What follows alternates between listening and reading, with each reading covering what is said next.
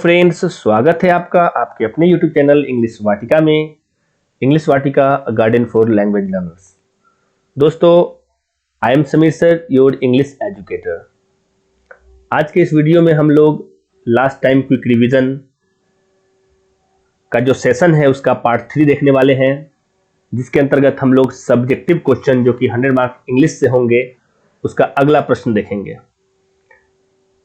इस 100 marks English के subjective question का 2 पार्ट ऑलरेडी अपलोड हो चुका है, पार्ट 1 और पार्ट 2 के रूप में। आज के इस पार्ट में हम लोग क्वेश्चन पेपर के तीसरे प्रश्न में क्या आएगा उस पर डिस्कस करने वाले हैं।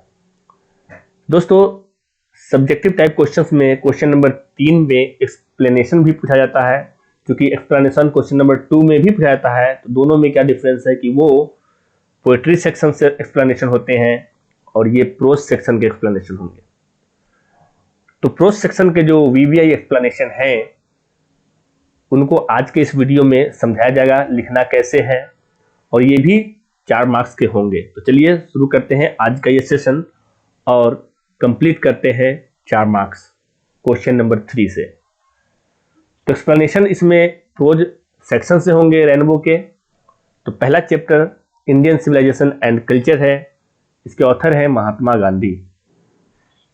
दोस्तों, इस चैप्टर से जो लिया गया पंक्ति है वो है civilisation is that mode which points out to man the path of duty.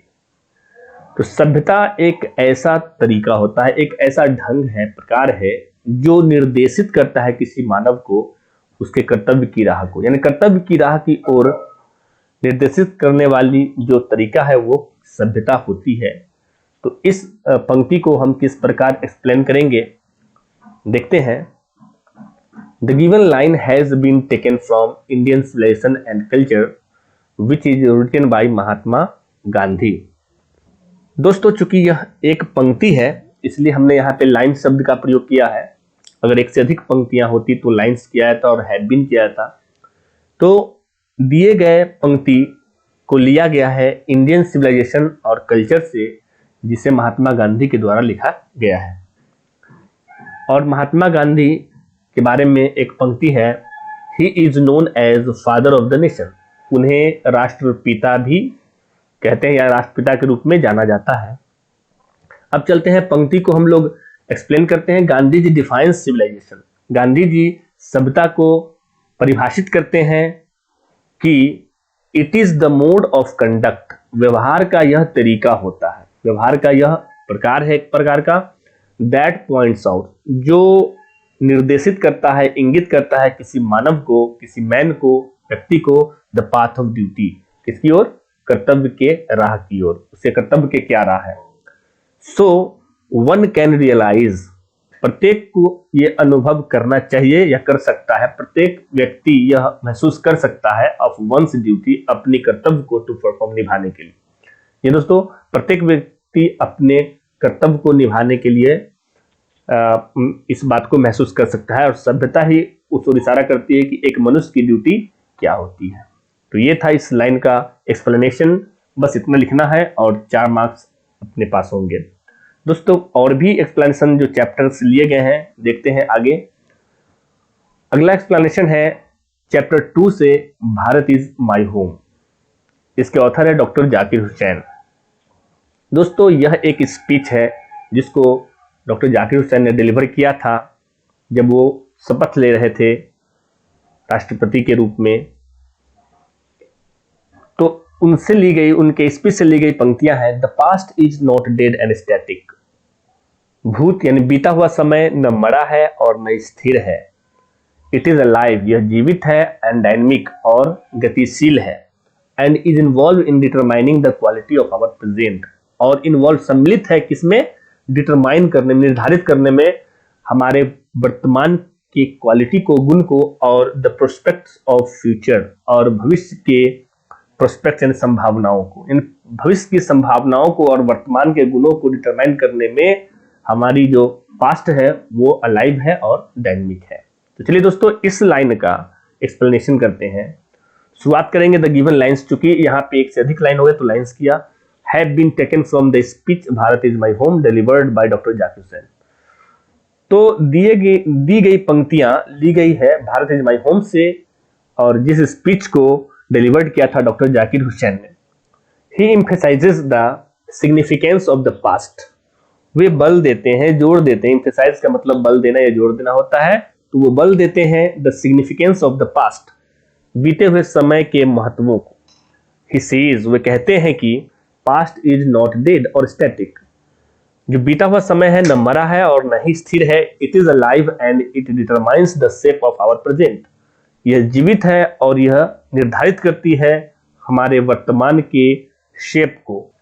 And prospects of future, और भविष्य की संभावनाओं को। तो दोस्तों, इस पंक्तियों के माध्यम से डॉक्टर जाकिर हुसैन ये बताते हैं कि हमारा जो बीता हुआ समय है वो जीवित है और डिटरमाइन करती है हमारे प्रेजेंट के शेप को और आने वाले समय की संभावनाओं को। आई होप आपने अच्छे ढंग समझ लिया इन लाइंस का एक्सप्लेनेशन। देखते हैं अगला जो लिया गया है चैप्टर 4 से लिया गया, I have dream by Martin Luther King junior. दोस्तों, I have dream Martin Luther King junior के द्वारा लिखा गया है, और इसकी जो पंक्तियां है वो है, we can't be satisfied as long as the Negro's basic mobility is from a smaller ghetto to a larger one. तो हम लोग यहाँ पे कहते हैं मार्टिन लूथर किंग जूनियर कि हम लोग संतुष्ट नहीं हो सकते हैं कब तक नहीं हो सकते, जब तक the Negro's basic mobility, Negro का जो आधारभूत गतिशीलता है, मोबिलिटी है, वह एक छोटे से यहूदी बस्ती से, घेटो यहूदी बस्तियों को बोलते हैं जहां पे कालों की छोटी बस्ती होती है, उससे लेकर एक बड़ी बस्तियों तक न चले जाए। उनकी गतिशीलता कहां तक चली जाए, छोटे बस्तियों से लेकर बड़ी बस्तियों तक। तो ये स्पीच उन्होंने आई have dream Martin Luther King junior ने दिया है, और इस सेंटेंस के माध्यम से वो क्या कहना चाहते हैं, चलिए एक्सप्लेनेशन देखते हैं। The given sentence has been taken from I have dream here. यह सेंटेंस जो लिया गया है, किससे लिया गया है, आई हैव ड्रीम से। Here the orator Martin Luther King Junior, यहाँ पे जो वक्ता है इस लाइन के, Martin Luther King Junior, wants some change in the life of Negro slave are leading a hard life. वह कुछ परिवर्तन चाहते हैं किनके जीवन में, उन निग्रो जो गुलाम है, जो हबसी, निग्रो हबसी को बुलाता है, जो गुलाम है और एक बहुत ही कठिन जीवन लीड कर रहे हैं, कठिन जीवन का नेतृत्व कर रहे हैं, उनके जीवन में वो कुछ बदलाव चाहते हैं Martin Luther King Junior. According to him, उनके अनुसार, they must go to the larger place, उन्हें अवश्य एक बड़े जगह पे जाना चाहिए, उनको बड़े जगह पे उनको स्थान मिलना चाहिए फ्रॉम द स्मॉल घेटो, जो कि अभी वो छोटे से स्मॉल घेटो यानी यहूदी बस्तियों में रहने वाले हैं, तो उनको भी एक बड़े प्लेस में वह स्थान मिलना चाहिए, इसलिए उन्होंने ऐसे इस पंक्तियों का यूज किया। तो दोस्तों, ये था आई हैव अ ड्रीम का इस सेंटेंस का एक्सप्लेनेशन। देखते हैं अगले चैप्टर की ओर। अगला एक्सप्लेनेशन लिया गया है चैप्टर नंबर 5 से, ideas that have help Mankind. वैसे विचार जिन्होंने मानव जाति की बहुत मदद की है, ये चैप्टर का नाम है, और इसके राइटर हैं बर्ट्रैंड रसेल। तो उससे लिया गया यह पंक्ति है, even more important than the domestication of animals was the invention of agriculture.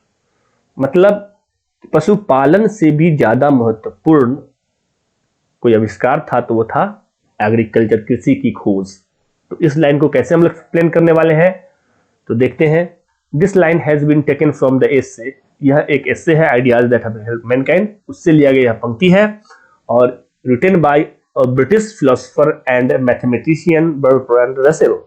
तो बर्ट्रैंड रसेल क्या है, एक ब्रिटिश फिलोसोफर है, अंग्रेज दार्शनिक है और एक गणितज्ञ भी है, और उन्होंने जो एसे लिखा in ideas that have help mankind, उसी से लिया गया पंक्ति है। The writer emphasises on agricultural activity, लेखक जो है वो बल देते हैं कृषि कार्यों पर, एंड सेज दैट, और कहते हैं द इन्वेंशन ऑफ एग्रीकल्चर, कृषि की खोज, was more important for Mankind, अत्यधिक महत्वपूर्ण थी मानव जाति के लिए। इससे क्या हुआ, people get stability, people in life, people के जीवन, लोगों के जीवन में स्टेबिलिटी आ गई, स्थिरता आ गई कृषि की खोज से। But on the other hand, लेकिन दूसरी ओर इसकी एक कमी भी हुई, it also led to blood thirst practices in the name of religion. इससे क्या हुआ, कृषि खोज से फसल उगाने के लिए एक ब्लड थर्स्ट प्रैक्टिस आ गई समाज में जो धर्म के नाम पर किया जाता था। तो ब्लड थर्स्ट प्रैक्टिस मतलब रक्त पिपासु कार्य आ गई समाज में जो कि धर्म के नाम पर किया जाता था। जैसे कि उस जब हिस्ट्री को पढ़िएगा तो उसमें बताया जाएगा कि मोलोक देवता को खुश करने के लिए ताकि फसल अच्छा हो उसके लिए बच्चों की बलि दी जाती थी। तो इस तरह की प्रैक्टिसेस भी आ गई थी धर्म के नाम पर कृषि खोज के बाद। तो पहला जो ये फायदा हुआ कि कृषि के खोज से मानव स्टेबल हो गया, स्थिर हो गया, लेकिन दूसरी ओर उससे ब्लड थर्स्ट प्रैक्टिस भी समाज में आ गई धर्म के नाम पर। तो ये था इस लाइन का explanation. I hope you got the explanation. The next explanation is, अगला जो एक्सप्लेनेशन है वो चैप्टर 7 से लिया गया है, अ चाइल्ड इज बोर्न, और इसके जो राइटर है जर्मेन ग्रेयर है, उससे ली गई पंक्तियां हैं। एक पंक्ति ली गई है, the ways of managing child birth in the traditional society are many and varied. जो हमारा पारंपरिक समाज होता है, ट्रेडिशनल सोसाइटी होती है, उसमें जो शिशु जन्म का जो तरीका होता है उसका प्रबंध बहुत तरीके से की जाती है। मैनी होते हैं, अनेक होते हैं, वैराइड विभिन्न तरह के होते हैं। तो कैसे क्या होते हैं इसको समझते हैं एक्सप्लेनेशन की मदद से। The given line has been taken from a child is born written by Germaine Greer. जो दिया गया पंक्ति है वो चाइल्ड इज बोर्न लिया गया है जर्मेन ग्रेयर, इसका राइटर है जर्मेन ग्रेयर और उसी से लिया गया पंक्ति है। और इन ट्रेडिशनल सोसाइटीज, इन पंक्तियों के माध्यम से ये राइटर जो कहते हैं, इन ट्रेडिशनल सोसाइटीज, पारंपरिक समाज में, there are many different ways to manage child. बहुत सारे तरीके, भिन्न भिन्न तरीके होते थे शिशु जन्म को मैनेज करने का, प्रबंध करने का। दे आर यूजफुल प्राइमरली, प्राथमिक रूप से वो क्या होते थे, उपयोगी होते थे, बिकॉज क्योंकि they are accepted culturally and collectively. उसको एक्सेप्ट कर लिया जाता था, उसको एक्सेप्ट कर लिया जाता है, स्वीकार कर लिया जाता है सांस्कृतिक रूप से और सामूहिक रूप से लोगों द्वारा। The expectant mother is free from the anxiety of investing the procedures. तो जो प्रोसीजर होते हैं, जो प्रक्रियाएं होती है चाइल्ड बर्थ की और पुनर्निवेश की, उसकी चिंताओं से फ्री हो जाती है कौन, एक्सपेक्टेंट मदर, यानी गर्भवती माँ जो होती है वो बिल्कुल फ्री रहती है। अगर सोसाइटी में ट्रेडिशनल तरीके से चाइल्ड बर्थ को मैनेज किया जाता है तो वहां पे जो एक्सपेक्टेंट मदर होती है बिल्कुल फ्री होती है किसी भी चिंताओं से, किसी भी प्रक्रियाओं की चिंताओं से। तो ये था इस लाइन का एक्सप्लेनेशन। अगला एक्सप्लेनेशन है चैप्टर 8 से, how free is the press. Press कितना स्वतंत्र है, इसके राइटर है डोरोथी एल्सियस। तो इससे ली गई पंक्तियां हैं, When we speak of freedom of the press, we usually mean freedom in a very technical and restricted sense. जब हम लोग बात करते हैं, जब हम लोग बोलते हैं प्रेस की स्वतंत्रता के बारे में, तो हमारा जो यूजुअली मीन होता है, जो हमारा अर्थ होता है, सामान्य रूप से हमारा जो अर्थ होता है वो होता है तो freedom in a very technical and, वैसी स्वतंत्रता जो बिल्कुल तकनीकी और प्रतिबंधित समझ के हिसाब से होती है, वो समझते हैं। चलिए समझते हैं इसको हम एक्सप्लेनेशन के माध्यम से। Dorothy L. Sayers describes about the freedom of press in his essay How Free is the Press. Dorothy L. Sayers जो है वो वर्णन करती है फ्रीडम ऑफ प्रेस की, मतलब प्रेस की स्वतंत्रता की, अपने इससे अपने निबंध में जिसका नाम है how free is the press. She says that, वह कहती हैं कि freedom of press does not mean only technical and restricted sense। मतलब प्रेस की जो स्वतंत्रता होती है उसका केवल ये मतलब नहीं होता है कि वो तकनीकी रूप से और प्रतिबंधित समझ से स्वतंत्र हो, but freedom of expression without restriction. लेकिन इसकी स्वतंत्रता होनी चाहिए फ्रीडम ऑफ एक्सप्रेशन, अभिव्यक्ति से स्वतंत्र, बिना किसी प्रतिबंध के होनी चाहिए प्रेस की स्वतंत्रता, न कि टेक्निकल और रेस्ट्रिक्टेड सेंस में होनी चाहिए। तो इस पंक्ति के माध्यम से जो डोरथी एल सेयर्स है वो बताती है कि किसी भी प्रेस की स्वतंत्रता डिपेंड करती है फ्रीडम ऑफ एक्सप्रेशन पे, अभिव्यक्ति की स्वतंत्रता पे, और उसमें कोई भी प्रतिबंध नहीं होनी चाहिए। चलिए दोस्तों देखते हैं अगला एक्सप्लेनेशन। अगला एक्सप्लेनेशन है चैप्टर 10 से, और ये लास्ट एक्सप्लेनेशन है आज के इस वीडियो का, जो लिया गया है India through a travellers eyes से, और राइटर है पर्ल एस बक। इसकी जो पंक्तियां हैं वो है, religion is ever present in Indian life and its best as in its worst aspects. भारतीय जीवन में क्या हुआ, जो धर्म रहा है हमेशा अपने सबसे अच्छे और सबसे बुरे एस्पेक्ट में रहा, पहलू में मौजूद रहा है। तो कैसे, तो इसको हम लोग एक्सप्लेन करते हैं। According to Pearl S Buck, religion is ever present in Indian life. Pearl S Buck के अनुसार धर्म जो रहा है हमेशा से उपस्थित रहा है, प्रेजेंट मौजूद रहा है भारतीय जीवन में। It has its good aspects as well as its bad aspects, यानी इसका अपना अच्छा पहलू भी है और इसके साथ साथ इसके बुरे पहलू भी हैं। सबसे पहले बात करते हैं अच्छे पहलू की। If it is used for the welfare of the people it has good aspect to serve humanity. यदि इसका प्रयोग किया जाता है मानव की भलाई में, वेलफेयर ऑफ द पीपल, मानव यानी लोग की भलाई में, इट हैज गुड एस्पेक्ट, इसका अपना अच्छा पहलू होता है। टू सर्व ह्यूमैनिटी, मानव की सेवा सबसे अच्छी पहलू होती है किसी भी रिलीजन की। ऑन द अदर हैंड, और दूसरी ओर इट्स बैड एस्पेक्ट इज, इसके जो बुरे पहलू है वो है the narrow thinking of people, लोगों का संकीर्ण सोच, संकीर्ण विचार इस रिलीजन के क्या होते हैं, नैरो पहलू होते हैं, जो बुरे पहलू होते हैं, बैड एस्पेक्ट्स होते हैं। तो इसके माध्यम से कवि ये बताना चाह रहा है कि धर्म जो है भारतीय जीवन में हमेशा से रहा है, चाहे वो अच्छे पहलू में रहे या बुरे पहलू में रहे। तो अच्छा पहलू कब होगा, जब इसका यूज हम लोग ह्यूमैनिटी को सर्व करने के लिए करेंगे, और बुरे पहलू क्या होता है इसका, narrow thinking of the people. तो आई होप आपने आज की एक्सप्लेनेशन वाले वीडियो कंप्लीट देखा और समझ लिया। दोस्तों ये काफी इंपॉर्टेंट एक्सप्लेनेशन है। आई होप इससे अगर आपके एग्जाम में एक्सप्लेनेशन आते हैं तो 4 मार्क्स आप सिक्योर करते हैं। तो बने रहें अगले वीडियो के साथ, फिर हम लेकर आएंगे इस अगला प्रश्न और डिस्कस करेंगे। उसमें हम इंपॉर्टेंट जो टॉपिक होगा, हमने क्वेश्चन नंबर 4 में क्या कौन सा क्वेश्चन आने वाला है तो देखेंगे अगले वीडियो में। Thanks for watching the video.